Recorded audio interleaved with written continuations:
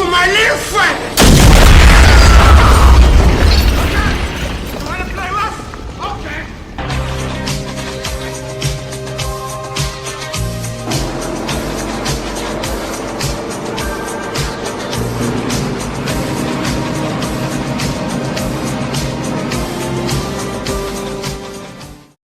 Hey, you fucking nerd gun! 1, 2 and 3 of my movie reviews were A Clockwork Orange, The Big Lebowski and then DJANGO Unchained. This time is number 4 and we're going to be covering the best of the best. Gangster, shoot 'em up, fuck 'em up, drug lord movie series, Brian De Palma's masterpiece Scarface from 1983 starring Al Pacino. Remade after the 1932 screen adaptation by Howard Hawks, Richard Ralston and Howard Hughes, it was a massive hit, being one of the greatest early examples of a gangster film and is one of the most influential. There's likely a chance that during the course of similar history, films like Godfather, Goodfellas, etc., mostly Scorsese films, wouldn't have been easy or even possible to get off the ground and made. But the original gangster film helped move those movies into the market. Now forward 50 odd years to 1983. Make the original lead in a Cuban named Tony Montana instead of an Italian named Tony Camonte. Have him say fuck a lot, do a ton of blow, and be violent as possible and you've got yourself an instant hit. It's debatable which is the more superior movie, the 80s or the 30s film. As this is my list, I'm going to go with the 1983 version, although the original is an awesome movie as well. Growing up and watching the 1983 movie and even playing the video game, this movie made fond memories for me, and I have a little soft spot for it every time I watch it. So the movie opens with footage of people escaping their homeland to move over to the US of A. Tony Montana claims asylum in Florida and is after the American dream. Tony is interrogated by police and he smartmouths off to them. They just say fuck you and send him off to Freedom Town, a caged up refugee full of people just like Tony. Tony's friend Manny, played by Stephen Boyer, says that they can get out of there very soon, but only if they assassinate a former Cuban government official to get themselves the release and a green card. Tony, Manny and their other friends Angel and Chi-Chi go along with it and kill the guy and are released from the refuge. Tony and Manny, first found after their release, end up working as dish pigs in a food van. Frank Lopez, a businessman and a drug dealer, sends a henchman of his, Omar Shiraz, to Tony and Manny to offer them a chance to purchase coke from a group of Colombian drug dealers.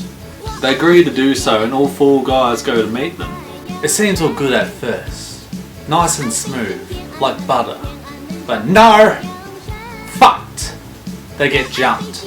Tony and Angel are taken into the bathroom and tied up to the shower. The TV is turned up all the way to drown out the noise so Manny and Chi-Chi, who are waiting in the car downstairs and chatting up girls, can't hear. The leader then pulls out his trusty chainsaw and dismembers Angel's arm, killing him in the progress. This is definitely the most graphic scene in the movie for sure. Chi-Chi and Manny go upstairs to check if things are alright and the shootout begins. They rescue Tony before he gets dismembered and Tony goes after the leader, catching up to him and give him a taste of fucking lead. Thinking that Omar fucked him over, Tony and Manny visit Frank the dealer himself to deliver the coke and the money. During the meeting, Tony meets Frank's wife Elvira, played by Michelle Pfeiffer. Tony is instantly attracted to her. Frank then decides to hire Tony and Manny to become a part of his crew. Tony then, after years of not seeing his family, catches up with his mother Georgina and his little sister, who is now an adult, Gina, played by Mary Elizabeth Mastroianni. Gina is so happy to see Tony and all, but his mother is disgusted by his lifestyle of crime and tells him to fuck off basically. Manny says to Tony when he gets in the car that Gina's a looker, before Tony says he'd better watch his ass and stay away from her. Tony and Omar are sent by Frank to meet drug-keen Sosa in Bolivia. Tony and Sosa struck up a deal with each other, but not without letting Frank know, which angers Omar, who goes on to tattle. Not long after, Omar is caught by one of Sosa's henchmen and strung up in a helicopter before being tossed off with a noose and hung. Sosa claims he was a cop and warns Tony not to fuck him over. Back in Miami, Frank flips a nut over Omar being killed and Tony making a deal without his approval before Tony puts him in his place. Tony then tells Elvira how he feels about her. Later at the Babylon Club, a corrupt detective tries to milk Tony for protection money, but Tony's not having a bar of it. Tony angers Frank by pursuing Elvira at the club before seeing Gina there at the club with a guy. She's dragged in the toilets with him before Tony shows off his protective jealousy towards his sister and hits her. Later on, still at the Babylon Club, two hitmen attempt to assassinate Tony, shooting down innocent people in the long run before Tony takes them out himself. Tony confronts Frank about what just happened and Frank confesses, pleading for his life, which Tony then says, "Nah, fuck you," and gets Manny to take him out. Tony then takes out the crook detective from earlier while at it. Tony and Elvira have gotten married. Salsa and Tony have become partners. And Tony has built a whopper multi-million-dollar empire. His work's paid off. Tony gets paranoid due to the amount of drugs he and Elvira take and also the amount of cops that are trying to bust him. He's finally busted and Salsa says he'll be able to get off prison time if he assassinates a certain journalist. Tony eventually pushes Manny and Elvira away by accusing him of getting him busted and calling her a useless junkie. She leaves Tony. Chi-Chi and Tony go to New York to meet with Salsa's henchmen, who set up a bomb underneath the journalist's car. The journalist, however, picks up his wife and kids while they stake him out. Tony then refuses to stalk him down in the car and blow him up. Tony turns it back on Salsa's henchman and says, "You die, motherfucker," and kills him instead. Salsa finds this out and he is fucking fuming! Tony goes looking for Manny and Gina, as they've not been seen for ages, and finds them in the house together. In a bit of rage, Tony loses it and shoots Manny and takes Gina back to his mansion. Tony then buries his face under a large amount of coke before Salsa's henchmen finally invade his estate and start taking out Tony's men. Gina comes in all drugged up and starts shooting at Tony, asking him over and over to fuck me, fuck me, fuck me. One of Salsa's gunners pops through the window and takes out Gina. Tony fucking loses it and all hell breaks loose in the movie's most memorable scene. Say hello to my little friend!